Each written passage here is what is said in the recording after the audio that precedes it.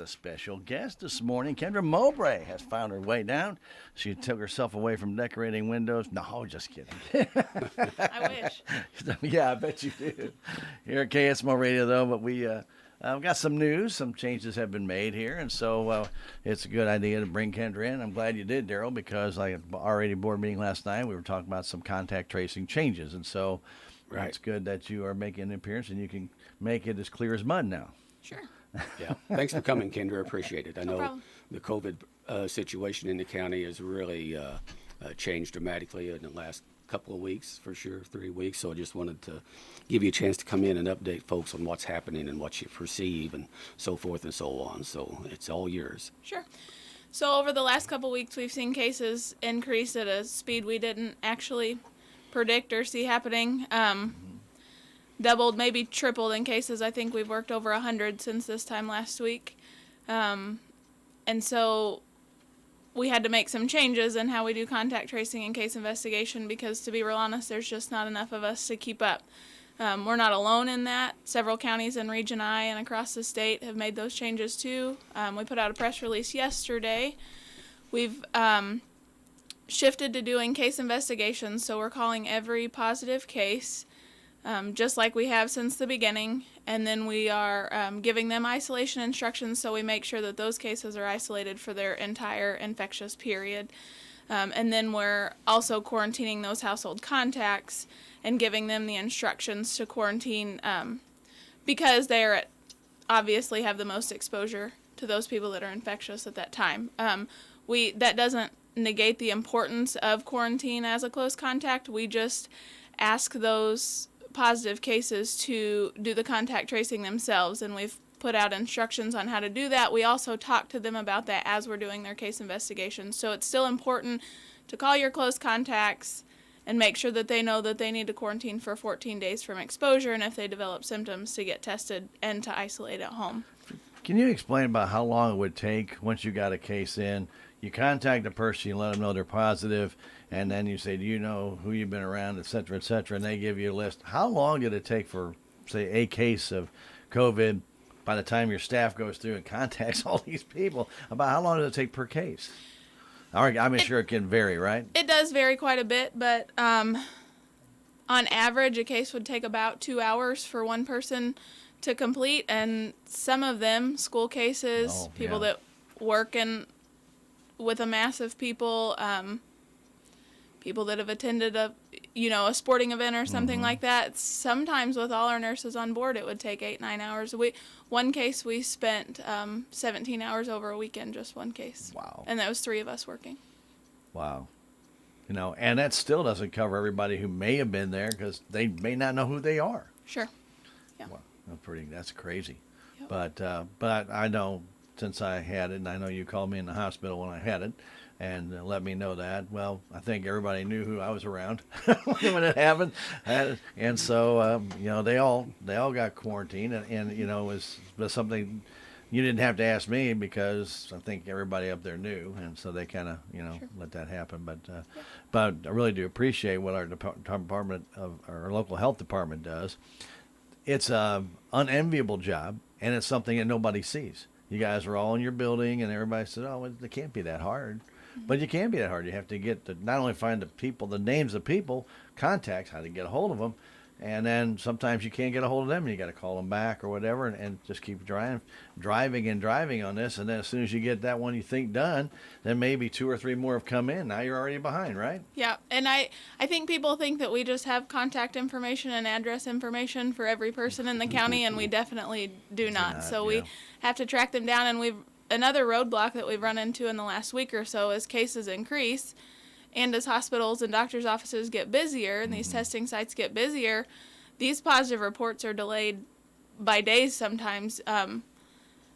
I'd say 5 out of 10 cases during our day right now, the positive case is calling us and saying, hey, I tested positive and nobody's called me. What do I need to do? Because the reports are just backed up. Those reports go to the state, and then the state sends them out to us. Fortunately, our local hospital still calls with every positive case they have, so everybody that tests at Salem we know about pretty quickly, and we can get them isolated pretty quickly. But as you spread out and get outside of Denton County, there's not time. Everybody's overwhelmed. I don't know that anybody saw it getting this big this fast. And I'm sure people loved being called by you telling them to quarantine. I'm sure that went over like lead balloons sometimes. No, they don't like it. But people for the most part are very accepting and understanding, and it's not, yes, we quarantine you to protect you, but we quarantine you to protect everyone else. And our job, the difference in public health versus regular health care and nursing and things like that is this community is our patient. We don't have one specific patient, and so we're going to do what we can to protect everybody. And I suspect many of them, even as they're going into getting tested, have a pretty good suspicion of Sure. If people have paid attention and know the symptoms and so on. And there's probably some that come back negative that are surprised that they're not. But a bunch of them are probably already figured they're going to test positive and kind of already started making plans to be quarantined for They a do. while. A lot of them have Yeah. a close contact list ready for us whenever Yeah. we call them, and we That's appreciate great. that. That's great. It helps. And if people listen to the guidelines, and many people have, we've still done well in Denton County. Even cases are increasing across the state. It's nothing we've done here specifically that's changed our numbers. But if people pay attention to the recommendations and the guidelines, and you're keeping your distance, and both parties are masking, and keeping your gatherings to less than 10 people and staying spread out, then contact tracing really isn't that difficult. It's not hard, and it's easy to identify who might be at risk, which is why we're trying to focus on household contacts, because if we could trust that everyone was using these guidelines, really, there's not a lot of other people at risk besides those in your small circle. Yeah. And I don't know if you found this or it's been discussed. We've been running PSAs on COVID-19 since March. It's just one of the things that they asked us to do, and we're going to do it. But it seems like right now, and I don't mean this in a bad way, but back when it first got started, everybody was disinfecting everything. I mean, they were going around and wiping everything down, doorknobs, everything else. I don't see that much anymore, and I think that might have been why this has taken off, because even when people take off their mask, well, they've been coughing in the mask or things of that nature. It's on their hand, and they go and turn on the faucet or do whatever they're going to do, or grab a door handle. And if they don't go and wipe it down, we try. I know here we disinfect every other day, but we're keeping ourselves separated so nobody's like overlapping in work, so that we don't have that problem, or at least try and avoid that problem as much as possible. But I understand. I mean, and I went when it was at the R80 board meeting last night. When I came in, I said, I wonder how many people hit this door handle, because nobody's out there wiping it down.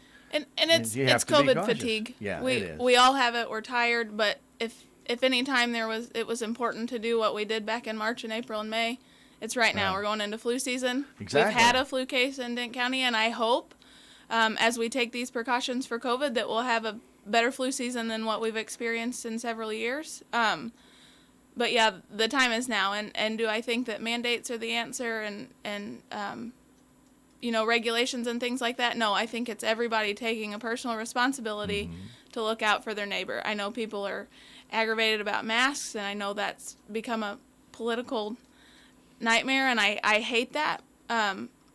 But it's just taking care of you and yours and your neighbor and this community. We make those recommendations because they're scientific and they work. Mm-hmm. So our numbers right now, you said they're what on positivity rate is 34? 34.8%. Last night when I checked, it was the 7-day positivity rate. So that's the percentage of positive tests out of the number of tests that have been done in the last 7 days. So it's running 34% of about everybody that gets tested right now is coming back positive. Yes.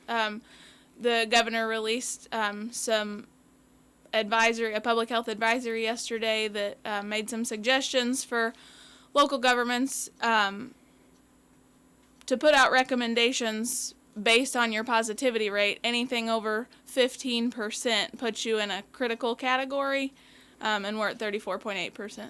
I think yesterday we were 22nd in the state. Yeah, I was thinking over 15%. When I looked at the red in Missouri, I said, that's virtually everybody. It is. Yes. But it's one of those things, as you mentioned, with events and people getting out, not being outside as much now, and everything's starting to move back inside, that this could just extrapolate quickly, couldn't it? Yeah, we've seen it over the last week, and I'm anxious to see what's going to happen over the next couple weeks. I hope that people are smart on Thanksgiving.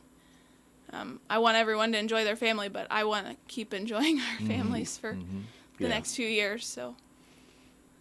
Very good. I mean, there's at the already board meeting last night, they were talking about this change in contact, where the school will be notifying you what the quarantine dates are, and then they will take it upon themselves to contact all the people, which takes a lot off your guys' plate. But Clay Moody will be doing that, and so that's going to be their new way of doing it. When I heard that, I said, well, that just kind of really makes sense. The school has all the contact numbers. They do, and they were making a phone call just to give the parents a heads up before we called, so they're already doing it. They were already doing it, and so that helps us tremendously. Our schools have been fantastic to work with. We couldn't have asked for a better relationship than what we've had with the schools. And I'll go back to talking about the next couple weeks just for a second. Sure. The governor, over the last week or so, on some phone calls we've had with him, has talked about Missouri Hospital Association being really concerned about hospital capacity across the state. And not so much because there's not beds in space, but staff COVID fatigue is across the state. It's across the nation. Sometimes severe COVID patients take more than one nurse, more than one doctor. But I have talked to our local hospital, and they're not overwhelmed at this point, and they haven't had any trouble finding a bed yet. But remember that when you go into Thanksgiving and when we go into these cold months, being in small groups and stuff, we don't want to be the community that experiences not being able to find a bed for somebody that needs higher level of care. And let's remember, the Salem Hospital is limited in the amount of acute care rooms they have. So when you have a COVID patient, okay, I was one in there, but I wasn't in there for COVID. I was in there for McKinney's shutting down. Sure. When I was there, they have to take the other bed out. So automatically you lose a bed because you have to be isolated. So if you had a 28-person capacity and you've got 14 cases of COVID, you're done. Right. So they're talking about possibly adding on, a temporary location to do that. And I talked with Dr. Al about that, and he said, yeah, but we haven't made a final decision on that. We haven't had to yet, but we need to be ready just in case. Right. And then prepared with the staff to take care of those patients. Because they do require a higher level of and it's just an amazing. And Kendra, I want to make this clear. I know a lot of people have often talked about the mask situation and stuff, but our healthcare providers have done a tremendous job. And being that I was in the hospital with this and I had COVID, every time they came in the room, they had to put on the gloves. They have to put on the mask. They have to put on the gown. They have to put on the slippers. Even if it was for 35, 40 seconds, they have to get dressed, and then they have to immediately throw that away. I mean, when you talk about expense, that's a huge expense, and it may not be any. I didn't do anything. Sometimes the machine went off, and sometimes I had to have my shot or whatever they got to do, bringing lunch in. But I got feeling terrible every time I had to call them because I didn't want them to come in and have to, they're outside trying to put all this stuff on just to come in there and because my machine's beeping or something. I hated calling them. I said, I can put up with this for an hour, but maybe I'm not getting any intravenous fluids that I'm supposed to be getting, so I better call them. So the idea is that these people have a dedication that goes above and beyond, and that's I guess what I'm trying to point out. That I can imagine if you had 14 COVID patients, every time somebody beeps, you got to take it all off, put it all back on, take it all off, and that's a time-consuming thing because it's easier to take off than it is to put on. And I'm watching a lot of the people doing this, and I thought, wow, it's a 5-minute prep to get it all on and 30 seconds to take it off. But then you got to go to the next patient. You got to do it all again. You can understand why they're so tired at the end of 12 hours. Exactly. And like I said, you almost get feeling guilty about even paging them for anything because I know how hard that can be. It's like putting on hockey gear off and on 15 times in an hour.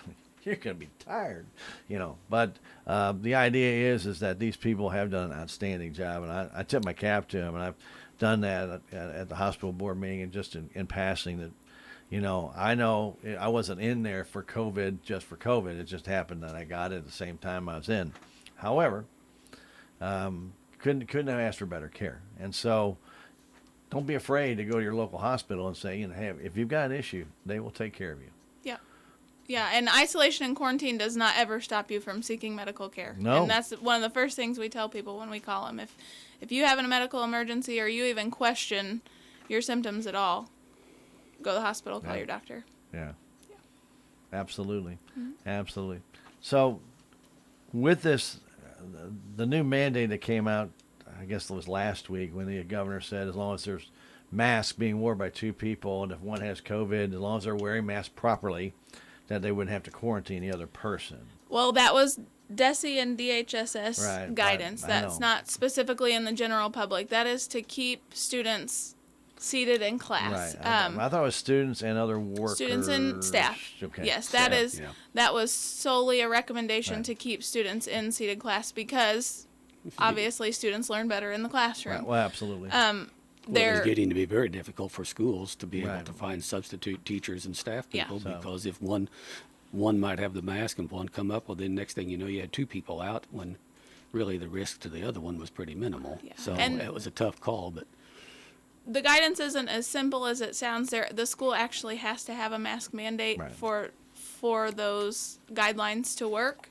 And then also the recommendation is still if you are a close contact, that you quarantine outside of school. Still, that just Right. keeps you In in school. seat in class Right. because that's what we want. We do not want schools to close down. We want students in the classroom, and that's one of the mitigation strategies we can take to keep them And there. at their board meeting last night, Salem discussed that, and they will have a plan put together in December to see if they want to go to that. So they're trying to move forward and be proactive because, they had 66 kids out with quarantine with football players and basketball players. 66 kids, that's a lot of kids This to be quarantined at one and there time. was staff affected Yeah. there yeah. too. Yeah. So they're looking into that. So, I'm kind of glad that came out, but it does give them an opportunity. Right now they're on a hybrid system. That would eliminate the hybrid. They would bring everybody back into class as long as they have that mask mandate at school. And I know if some people don't want that, but we're at a point now that if they want to, and they still have the opportunity to do virtual school, so they don't have to do that. Right. Yep. it's a bad deal for the education of our kids to suffer as badly as it is. That's what's really One of the things that really came out horrible in last this night, deal. Darrell, you talk about that, is the climate of the schools. The kids, they feel they're down. They're not doing the things they used to do. There's no more assemblies. There's no more getting together and doing the things they used to do. And, it plays on you. And especially as a kid, when you don't have that interaction, makes it pretty rough. Yeah. well, they'll pick up on the stress that everybody's under Sure. in this whole deal. There's no one that hasn't been affected Right. Yeah. by any means, Yeah, and- mentally, physically. Everyone's And exhausted. kudos to these teachers that are staying afterwards and doing virtual teaching after the hours of school to a lot of students because they don't understand and they can't get it during the day and they have to do it afterwards. So some of them are staying at 5 o'clock or later just to teach virtual. So and they're not going to be reimbursed any extra for that. That's just part of their deal. So a lot of hard work has gone in by our healthcare workers, our teachers and stuff, and most of it goes unnoticed, including you guys. So we'll give you a little tip of the cap as well. We have several people reach out to us and thank us for our time. We've had food delivered and flowers delivered, and that really raises spirits at our office, and we appreciate it. Well, you don't get a lot of thank yous when We you get get told some. you got COVID. Well, thank you. Yeah, you I know, know. that's not going to probably happen too often. But with these new rules that you see that are going to help you, that will take a lot of the stress level off. Because you guys really, with all this going on, all the other services you guys provide were pretty well taking a back seat, weren't they? Yes, and we have. They're still taking a back seat, but we have restarted doing a few labs. We do 4 labs 3 days a week just to try and grab those patients that really aren't going to get their labs if they don't get them with us. And then we're doing shots 2 days a week by appointment only. We've done 3 drive-through flu shot clinics Right. that have been very successful because flu season is just around the corner. It's here. And then now we've got another focus. We've got a vaccine coming that we're going to have to distribute and store, and so we're trying to learn about that and in between case investigations. Well, at 95 degrees below zero, you better had to find one heck of a freezer. Yeah, the state tells us they're going to take care of Yeah. the proper storage for that. So. Yeah, but I'm not even sure when that will get to Missouri because it's going to go to the healthcare workers first, I Right. believe, and Yes. and they're going to get it first, and then it's going to wind its way down. And not that we're in a major city here, we're probably going to be kind of on the end of that delivery. But if you've got 3 companies now that are actually starting to manufacture, and it looks like right now, they were talking June by the time it would get to rural Missouri. Dr. Williams said yesterday, early spring for general Right. population. But they moved that up because now 3 companies actually Pfizer's actually asking for emergency approval today. So that would be great. Monera is right behind them. And then AstraZeneca is like about a week away. So if you have all 3 of these manufacturing, that would be fantastic. So yeah, And- early spring would be a real Yes. real boost. And the vaccine's only going to work if we have people that are vaccinated. It doesn't help to have a vial of vaccine. Right. And my understanding is even if you've had COVID, you need to get the vaccine again because there's different strains, like there is flu. Yep. It changes, it mutates, and it comes back. And there have been cases of reinfection already. So Yeah. So Yep. that's all I know. I don't know anymore. So, You know anymore? your recommendations at this point for the general public of the county? my recommendations are avoid large mass gatherings, wear a mask when you can't distance yourself, and stay home if you're sick. There you Wash have your it. hands, wipe down your surfaces. Especially at Thanksgiving time, hands are all over the place when you got little kids around. Especially if you have little kids, continually wipe down things and disinfect. I agree. Hey, hand sanitizer works great, Yep. but When it you doesn't. don't have a sink and soap. But it Yeah. doesn't. But it doesn't clean countertops and That's things right. of that nature. So, yeah, watch out for your door handles. That's why I said people forget about that. Door handles, door openings, faucets. Wipe them down too, guys. They're breeding grounds for bacteria. Yep. Okay. Kendra, thank you. Appreciate it. Thank you. Thanks, Kendra. You can keep the water. Thanks. Hopefully in a couple of weeks we'll have better news. I hope so. Yep. Okay. Appreciate it. That's Kendra Mobray from the Denton County Health Department, and we really appreciate her coming in and explaining that. That's quite a change, Darrell, from I think what people have expected, and it just makes sense at this stage on the contact tracing. Yeah. It's been building, and now it's built to an incredible level now. So I do appreciate Kendra and her staff and all the great job they're doing and trying to keep on top of this, and again that contact tracing it's very difficult and time consuming, and most of us would have no idea, but it's quite a job.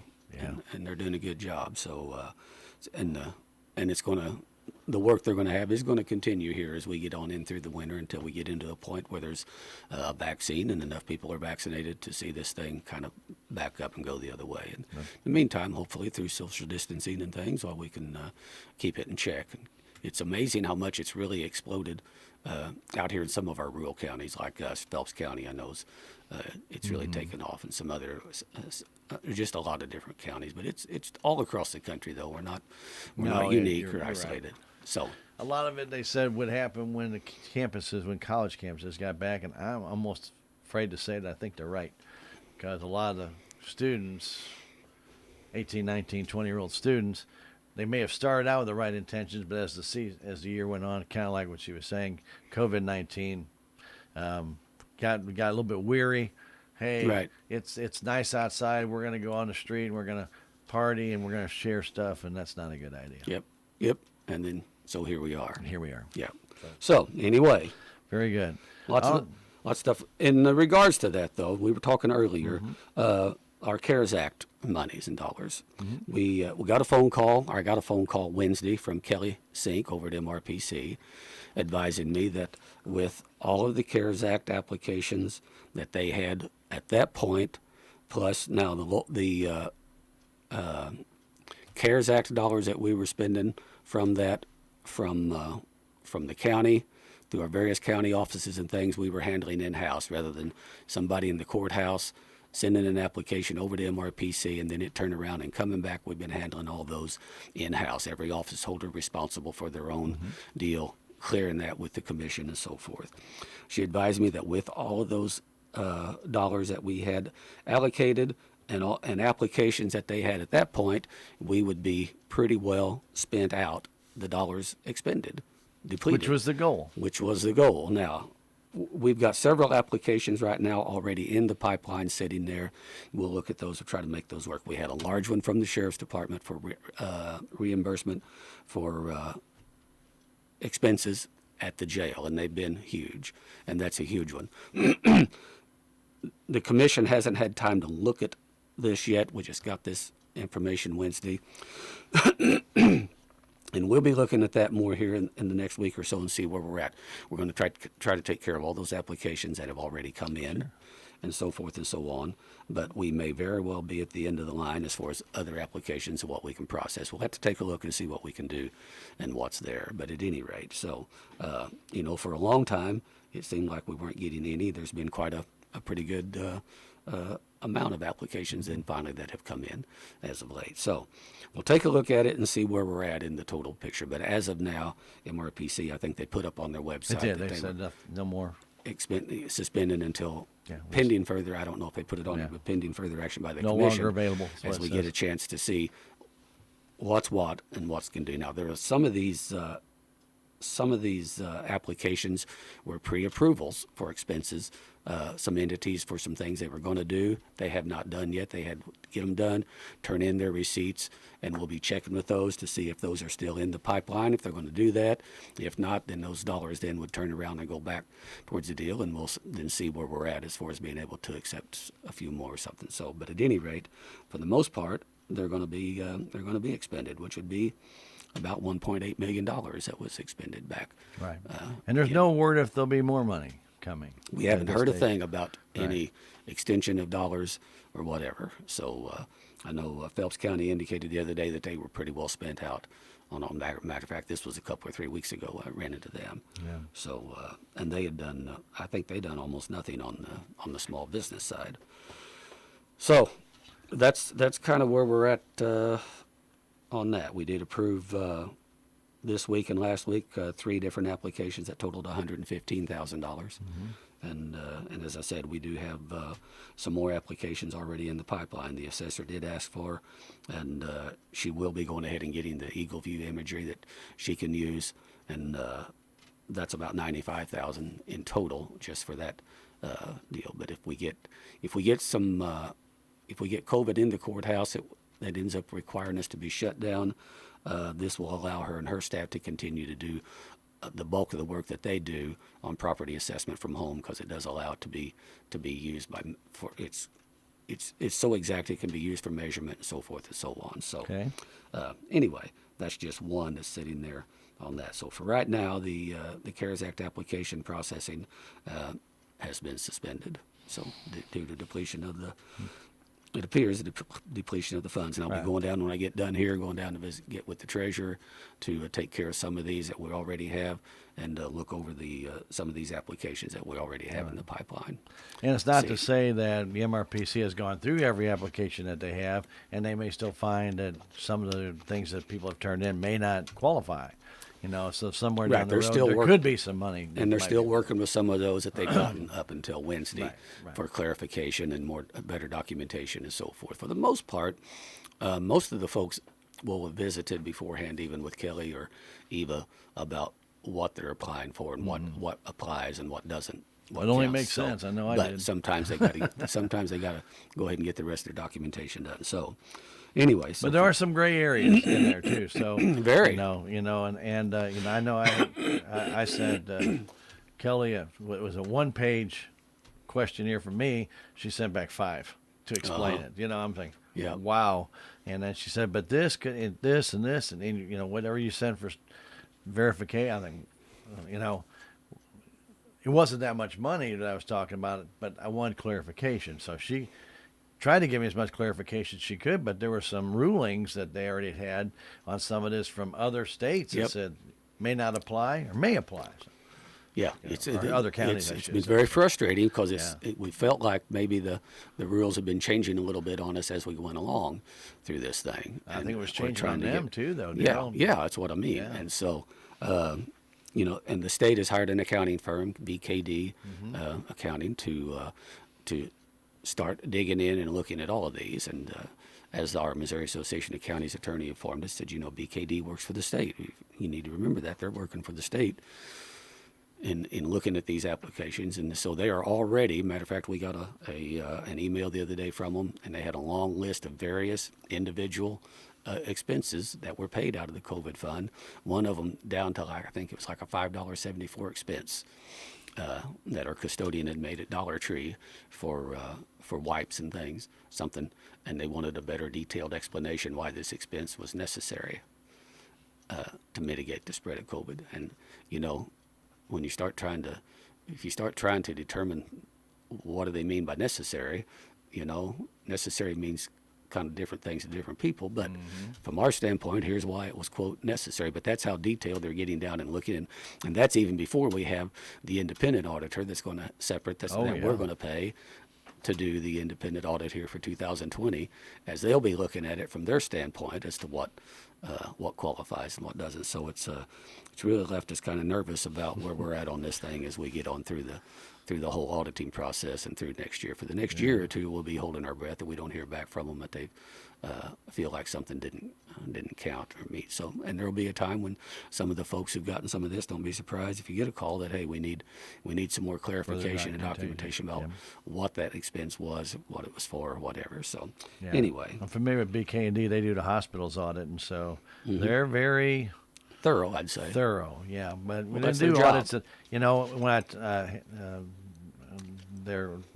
one of their partners was there, they're going to be spot checking these by taking. They won't take every audit and look at it, but they will take. She was kind of saying like 30%, and they will audit 30%. And if they start to see things that don't look right, they may up that. Well, and I'm sure if an audit has some findings and some flags, they'll see those and and follow up on those and things too. So, but any questions that maybe even MRPC may have had, if they may have made a comment in notes or whatever, then they may look at those as well. So, don't be afraid of it. It's just you may need the further documentation just to show why. I think for the most part, the documentation that Kelly's has required, that MRPC's required for these applications before they come to us, will be adequate and pretty good. And MRPC will be representing our interest and fight in that thing as well as the auditors go through this process. So, very good. Anyway, Okay. all right. I know the commission made a decision on a pickup truck for the Road and Bridge Department. Yeah, they did. Bought I believe it was, I wasn't at that meeting when they done that this past Monday, but I believe they bought a used 4x4 Dodge pickup. 11,000. 10,000, 11,000. 11,000. Yep, something like that. I didn't have those notes with I me. thought it was 10.9. It was 11.9. We took bids a couple of weeks ago and got bids on several vehicles, and so Commissioner Purcell, it was for his crew, and he looked at several of them, and they didn't select this older model Dodge 4x4 truck. It's in good shape, and we've been able to get along fine for years, as you know, stand buying some good used older pickups and for the Road and Bridge Department. So they don't gather a lot of high mileage miles on them after we get them, but the Road and Bridge Department can make good use of them. It works out very well and pretty inexpensive for us. A lot cheaper than buying a new $40,000 truck. Or 40, the trucks, they'd be $50,000. I mean, that's just basic plain right now. Yep. The crews have also, by the way, they've heard us talk about FLAP, and that's Federal Lands Access Program. Commissioner Purcell got a couple of those in the works. And so the crews have been installing, I think they installed 3 culverts down on County Road 6670. And that's the county road that goes down to Tanbat. Right. And that's one of the FLAP projects, Federal Land Access Project.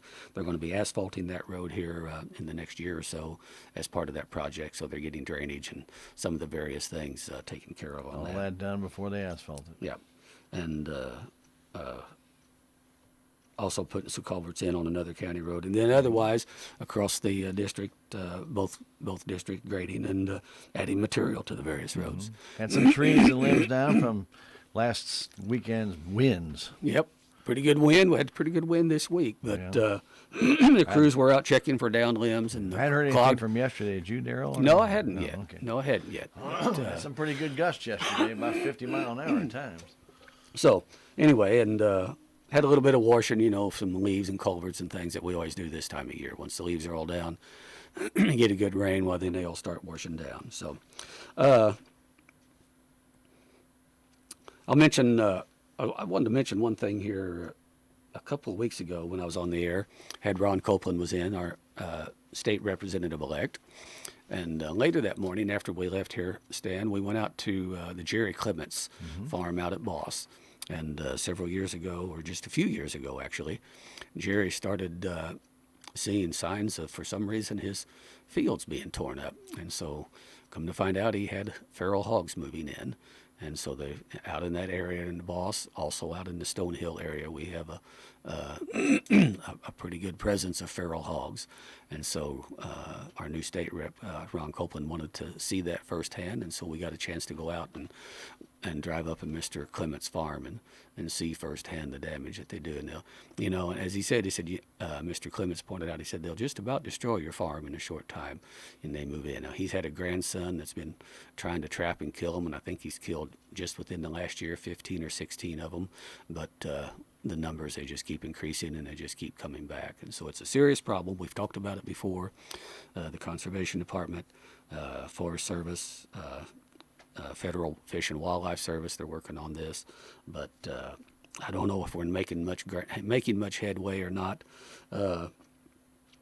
Mr. Clement's farm adjoins the national forest on a couple of sides, and or actually probably 3 sides, and but then also just a short distance away, he's got a fairly large amount of mining lands, properties.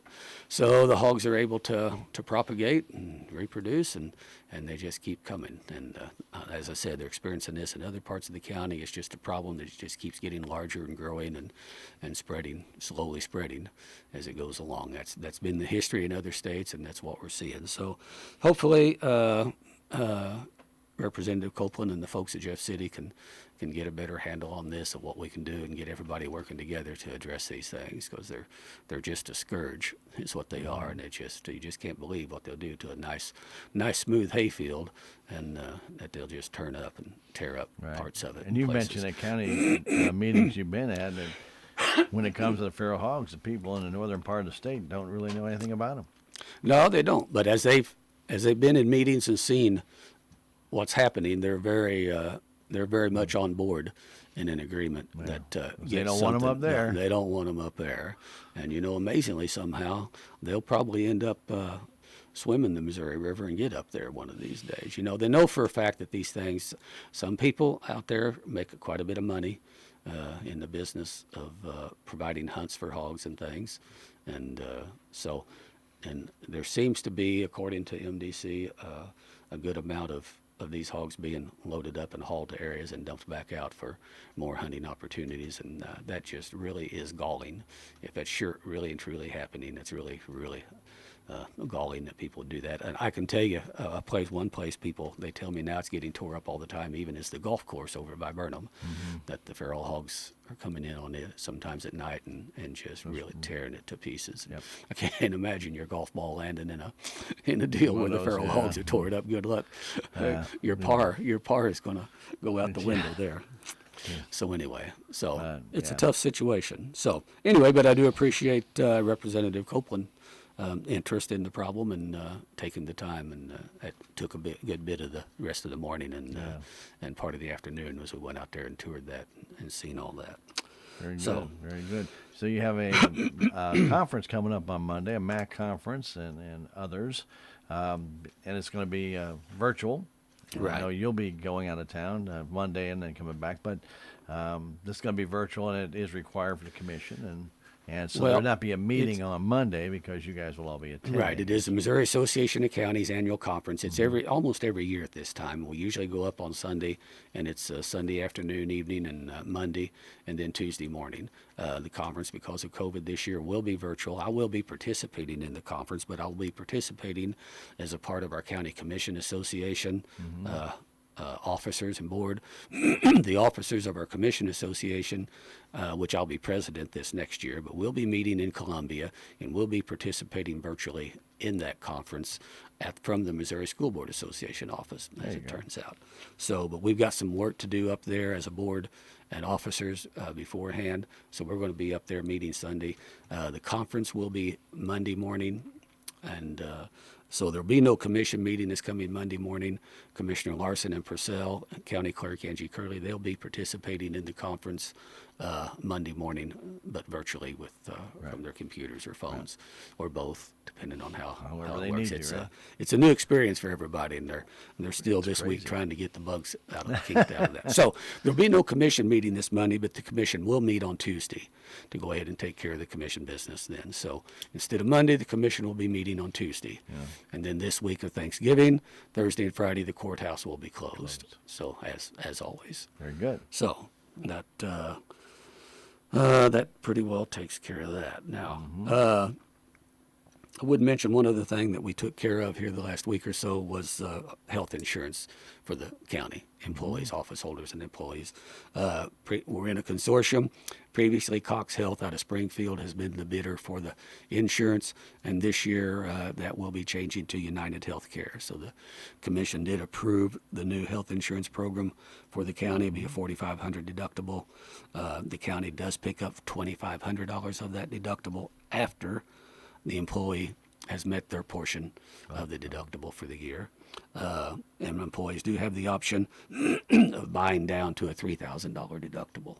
So anyway, the commission did get that approved, and sign up and enrollment will be taking place shortly for all the county employees and That's a office lot of holders work and to everybody. sign Yeah, up and enroll. that's a bunch of them there. Yeah. So that'll take some time. So anyway, so we did get that done. The commission did also approve the 2020 audit proposal from Devereaux. Right.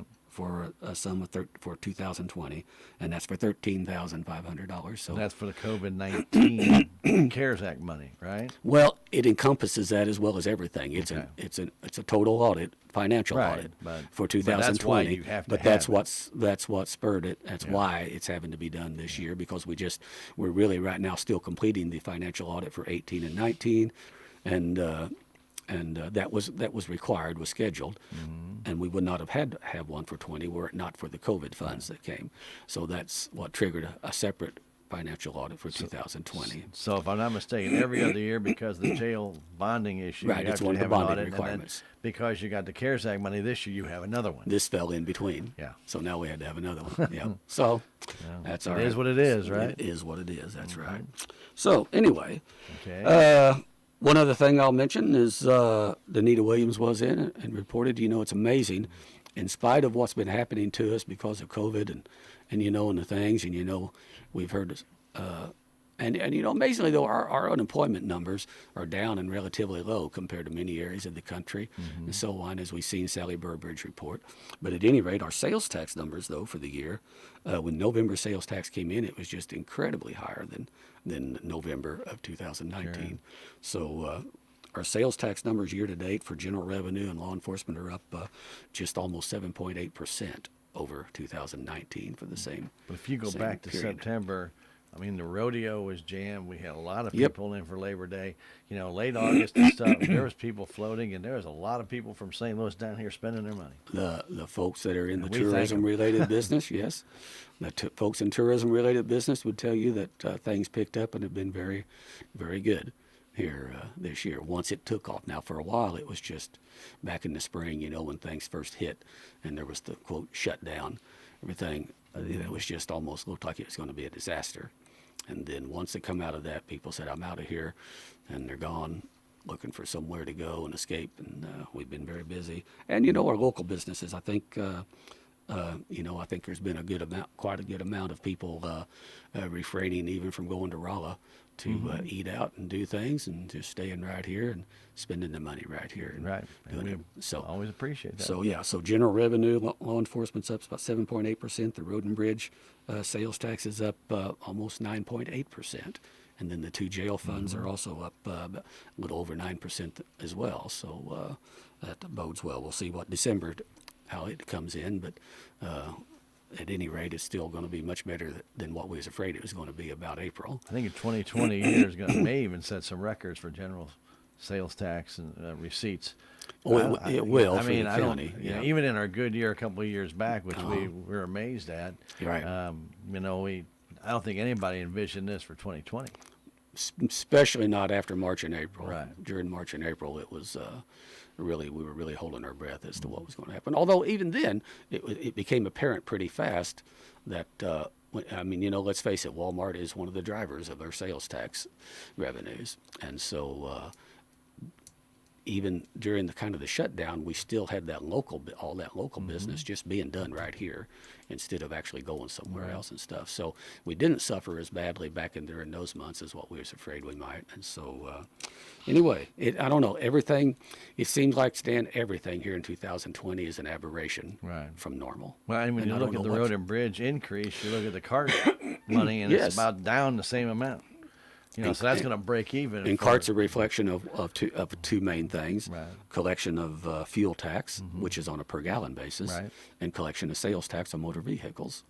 And I don't know which was down the most, but we know from MoDOT's information, Yeah, the fuel tax was down drastically across the state. MoDOT suffered about a $40 million loss in revenue at one point. Well, Darrell, if you were going through Kansas City and St. Louis back in March and April, there's nobody out. Yeah, yeah. Nobody was buying gas. Right. Well, and there were some times here, you come through town on a Sunday morning, when normally the highways are busy and the convenience stores and people get stopping and getting that. But there was a period of time there when the churches shut down, everything, this and that stuff, Yep. restaurants shut down. I mean, It was a ghost town. I mean, it was on a Sunday morning. It was almost eerie to drive through town. Scary eerie. So, I think the governor and most of the governors and things, people have said, you know, we're not going to. We don't like the increase in COVID, obviously, and we're going to do what we can to control that or halt it. But I think they've all kind of agreed that it isn't worth the cost of the whole wiped out shutdown. Right. Yeah, because that's almost killing yourself even faster. Hard to explain some of it, but maybe it's not for us to explain.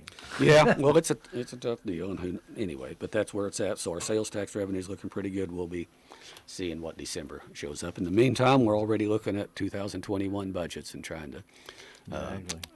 figure out what will be taking place with them. And that's going to be a super big challenge, Darrell, because how do you figure it? You know, Well, again, like us, yeah, because 2020 is such an aberration.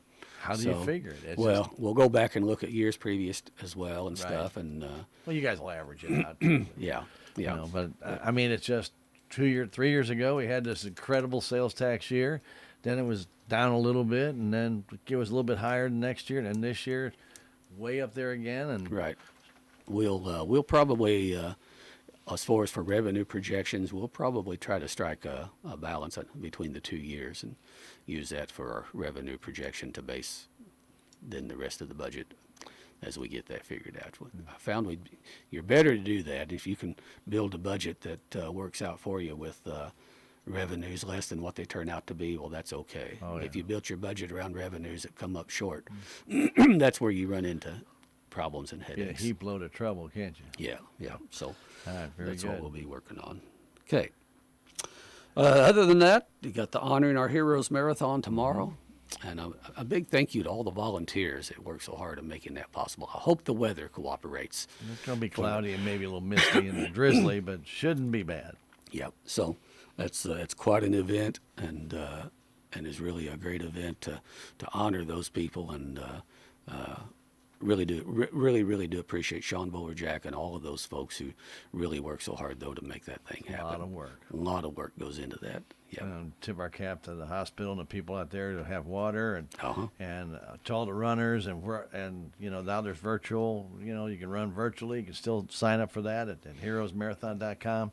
But boy, it's you know, they had a couple openings still left, but they had to shut it off because of COVID. They got to make sure there was not had a separation. So again, a lot of extra work this year because of the new restrictions. And Yes. I tell you what, it's that's a lot of work. That's a lot of planning, and I just tip my cap to them because that's all done behind the scenes. Darrell, nobody even knows it.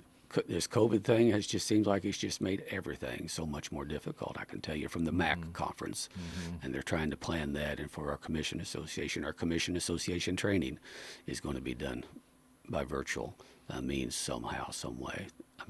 Exactly how yet, that's still, but it'll be coming out because we do have training, as you know, every year in Right. February where we're gone for 3 days for 20 hours training. And so that's part of what our association that I'll be president of. That's our main statutory responsibility, is to put that training program together. So that's part of what we'll be working on, talking about Sunday, and getting some more I's dotted and T's crossed on how to get that done. So anyway, if the commissioners don't take the 20 hours training, then they forfeit $2,000 a year of their salary. And so, but the association has to get that training put together for them. Yeah. So it's pretty good incentive Yeah. for you to take it. I think most of the offices, I can't speak for every one of them, but I think most of the offices have some type of a similar statutory requirement in place that they have to take some various training to. Well, last know, year to you get had involved. issues with it because that was when COVID first started to come out, and there were, people wanting to cancel. Some of your speakers. I think if you were No, that was on another program because we had just completed our commission training in February. Thank goodness. There had been talk about putting it off sometime to April or so on. Thank goodness we had not done that yet there last year. Now we are looking at possibly. We'll be looking at a contract at some point. We're going to get back to meeting and doing the training live and in person, and we are looking at another contract with either the Executive Center at Columbia or Tantera Resort, or what is it now, Margaritaville Resort. yeah. I hate that name change, but anyway. Well, they're really it's about the main one that can really house all of the commissioners all at one time. So at any rate, we're looking at getting that back live. But at any rate, the main thing I just want folks to remember, though, this week there'll be no commission meeting on Monday. Commission meeting will be Tuesday. Tuesday at 9. And the courthouse will be closed Thursday and Friday for Thanksgiving. And hope everyone has a good Thanksgiving. Think about the COVID and the implications and all that and gathering. It's pretty hard to tell people not to get together for Thanksgiving. Really hard to tell them to go outside and sit down at a table with a turkey if it's cold. I have this picture in my mind of the family in their coats and earmuffs, and the turkey is sitting out in the snow eating. And they all turn away, and the dog goes up and grabs it. Yeah, Huh? yeah. Right at a Christmas So story. anyway, hope everyone has a great Thanksgiving, Yeah. and be mindful of the COVID issues and the need to social distance and so forth. And anyway, so we'll be back here. What about December? What is it? Should be December 4th or 5th. Right? Be December 4th when we'll be back here There you again. First and third Fridays of each month. Very good, sir. So, Well, we yeah. appreciate all the information you brought in today. We appreciate you bringing in Kendra and explaining the new contact working that they're going to be doing. And that was never easy. It's in the first place, but contact tracing is, when you start to think about who you pass every day and try and remember that, and then try and tell somebody, well, this is who I saw, and then they have to go contact them. That's pretty rough. And so Oh, man. I could see this coming, but we want Yeah. to thank Kendra for coming and explaining that, and explaining some of the new rules that are going on, because a lot of us have a perception. We read it, we see one thing, that's not exactly what it says. And so we want to thank her for that. And again, I want to thank Darrell for coming in and spending some time with us. He does pay for this program out of his own pocket. It's not paid for by CARES money or anything else. No. He does it out of his own pocket, and we do thank him for it. We've been doing it quite a few years now, and thank all those who join us, whether it be by internet or I think we've been right doing it online. about 12 or 13 Yeah, I years, if think I'm not mistaken. over Yeah. 12 years now. And we do thank Darrell for coming and spending some time with us. Darrell, thank you. Thank you, Stan. I appreciate the opportunity. And again, we will be back here on Friday, December the 4th. I appreciate the opportunity to share a little bit more information with you. And again, appreciate Kendra coming in to update us on what's going on with the COVID thing from the health department. And hope everyone has a great weekend. Have a great Thanksgiving. And until we're back here, I hope everyone will be safe, happy, healthy, and God bless each and every one of you. And we leave you with this.